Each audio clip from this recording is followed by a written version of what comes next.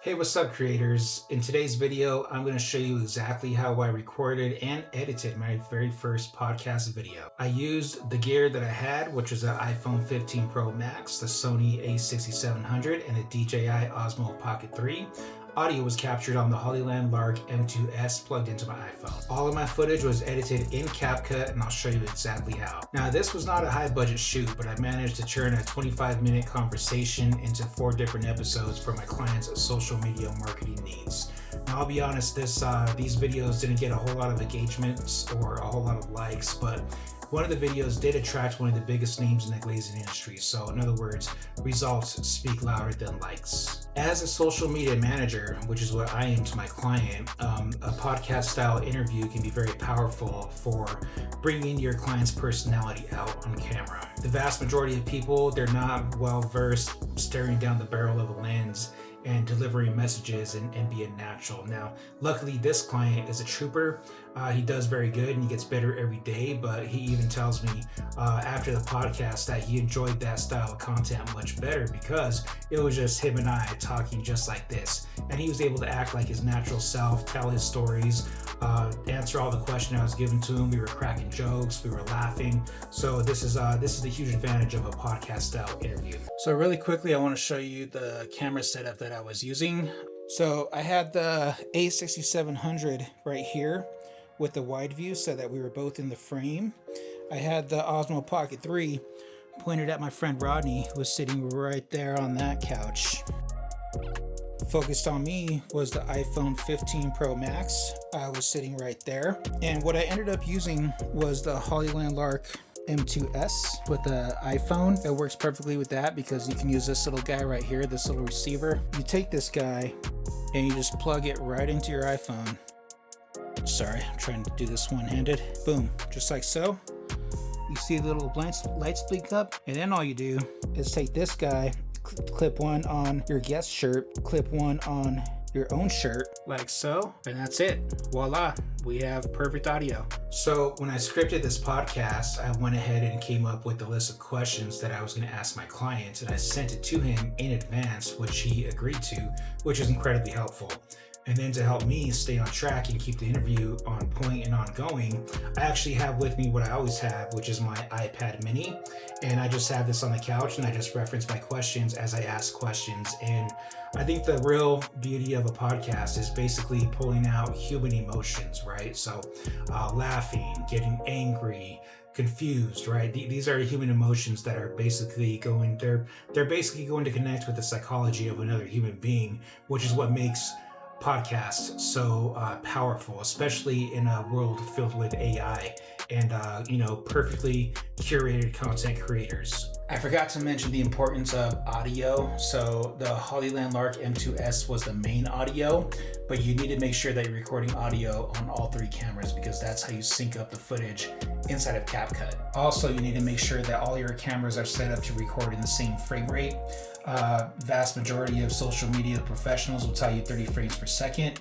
I like 24 frames per second. All my cameras are set up at 24 frames per second, so make sure all 3 cameras are set up to record at the same frame rate, and you make sure that you edit in said frame rate. Okay, I'll go ahead and bring you into my screen.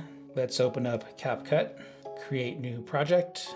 File name. We recorded about a 20-minute long podcast style video. I just want to make a short form reel or a short form video for LinkedIn for just the main points. So aspect ratio is going to be 16:9, 24 frames per second. Save. Now I'm going to go to import, navigate to my external drive. All my files are saved in here. I recorded on 3 different cameras, the A6700, iPhone 16 Pro Max, and of course the Osmo Pocket 3. So what I think I'm going to do is go ahead and bring in each one, and then I'm just going to lay them right on top of each other. The very first thing I'm going to do is I'm going to highlight and I'm going to sync audio and video. So now I know that the audio that I'm going to use is coming from the iPhone because that's the audio where we were both wearing the Hollyland Lark M2s in our shirts and the dongle was plugged into the iPhone. So I'm just going to bring down the audio from the other 2 cameras and I'm just going to play it and see how it sounds. Sounds good. I'm going to go ahead and fix up that audio.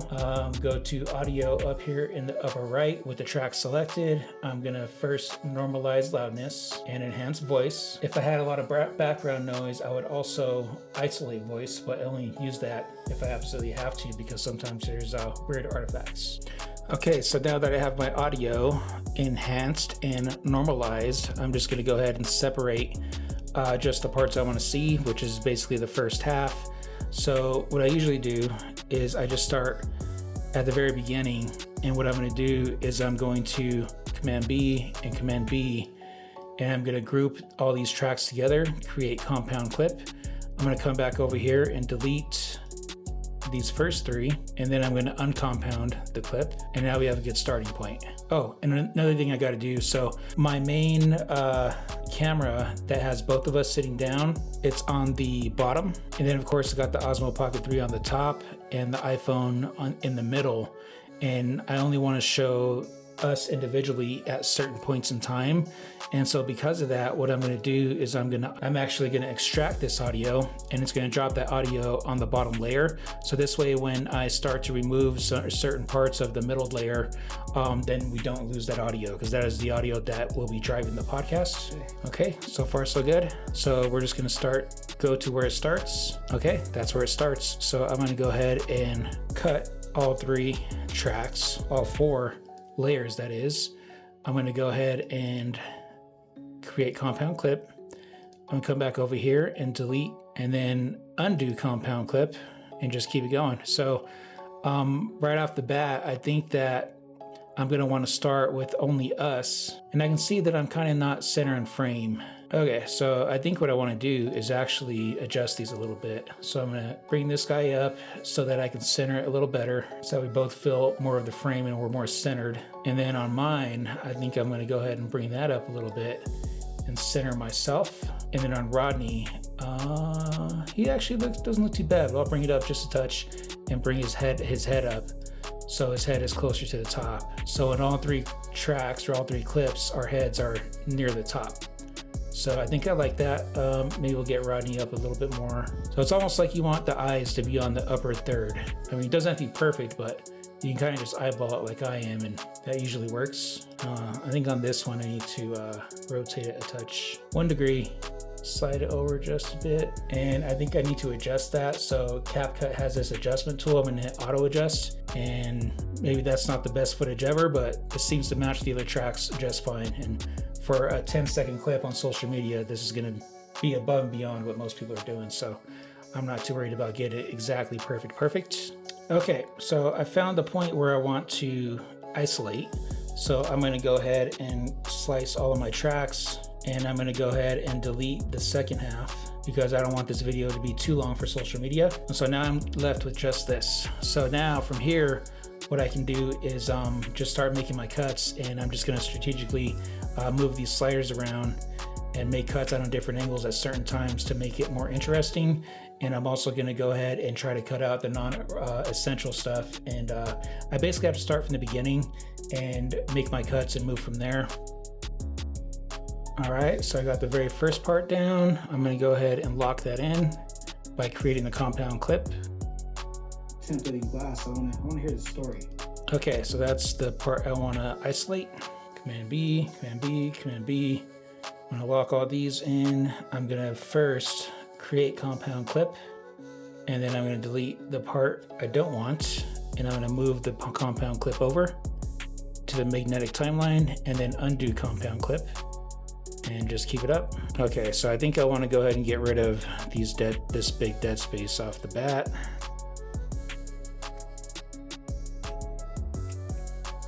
Okay, so I think from there we're gonna cut to the main angle with both of us. About his business. How did you get started in? Okay, so I don't think we need a laugh in there. So I'm gonna go ahead and cut that out. But before I do, I'm gonna compound these guys in the beginning. So it's like as I'm going down the line, I'm creating compound clips for the ones that I'm satisfied with, so that I just have to worry about what's behind the playhead or what's ahead rather than the beginning.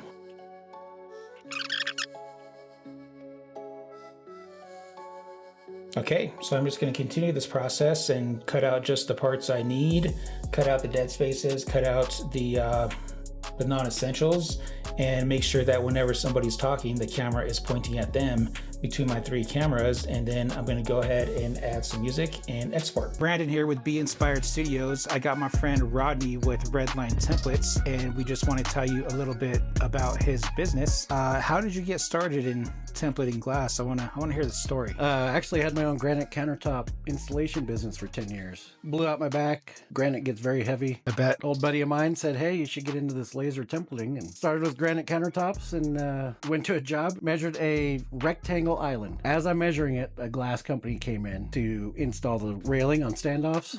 All the holes were off. Customers pissed off, contractors pissed off, and these guys come in with a piece of cardboard that's duct taped together. Hey, I can shoot your standoffs, get them dead nuts, perfect. Had a vision and decided to run with it and expand into glass railing. It really feels like you were the very first one to take this technology over to the glass world. Yep, as far as a templating service, yes.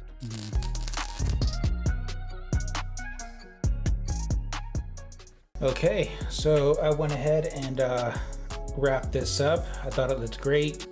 I added music. That sounds cool with the intro.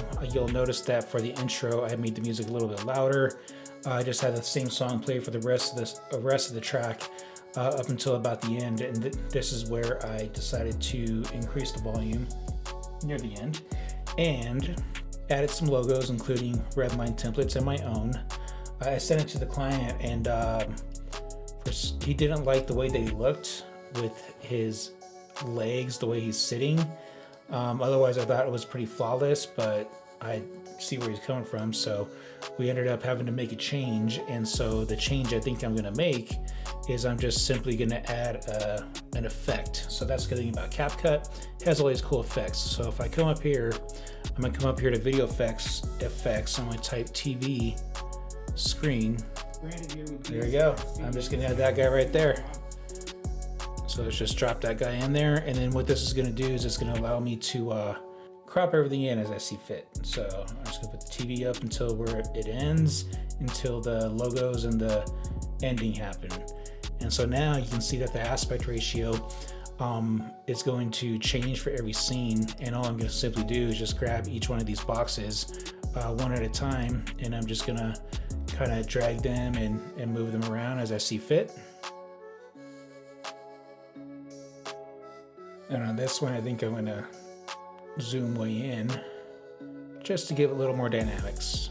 So what this is allowing me to do is essentially crop out his leg right there, but not degrade the quality of the footage that I already took. I know the filter makes it look like an old TV, but I'm mostly talking about the framing. So I feel like the wonky framing kind of works on this old TV style. I feel like it's going to look pretty sweet.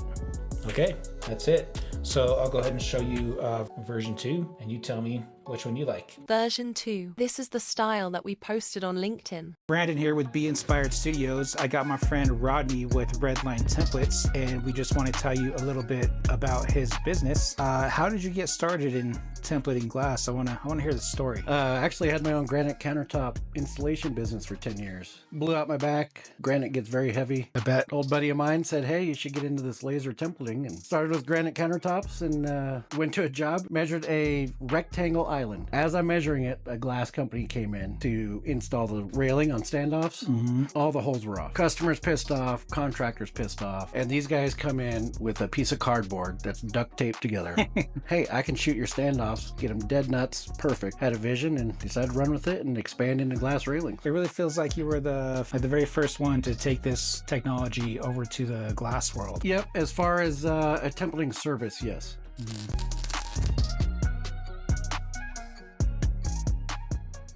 Okay, that was it. That is how I filmed and edited my very first podcast episode. This was just episode 1.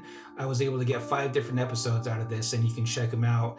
Follow Redline Templates on LinkedIn, Facebook, and Instagram, and that's where these podcasts went live. I also recorded an additional one for myself for the purpose of marketing with my friends at Shaper 3D. So if you're a social media manager, I would highly recommend that you try this out. You don't need fancy gear. All you literally need is an iPhone and a good mic. The Hollyland Lark M2s is the perfect mic for an iPhone and a podcast style interview because it's incredibly easy to use. You just literally plug it in, clip the mic on your shirt, clip the mic on your client's shirt, and that's it. And if you want to take it a step further, use two iPhones, one pointing at you, one pointing at your client. And then this way you can chop it up. And as you cut from conversation, whoever's talking, you can cut to them. And then next person could be talking. So in other words, having two camera angles allows you to cut in between angles and cut things out so much easier and have it look natural, which was the point of using three cameras in the first place. If this video helped you out in any way, I'd really appreciate a like and subscribe. And if you want to learn more about editing in CapCut, you can check out any of my other videos. I've been making a ton of videos about editing in CapCut lately. And of course, I learned from the master himself, Trevor Jones, mastercapcut.com. Affiliate link is below. Thanks for watching, guys. Later. Peace. Ah.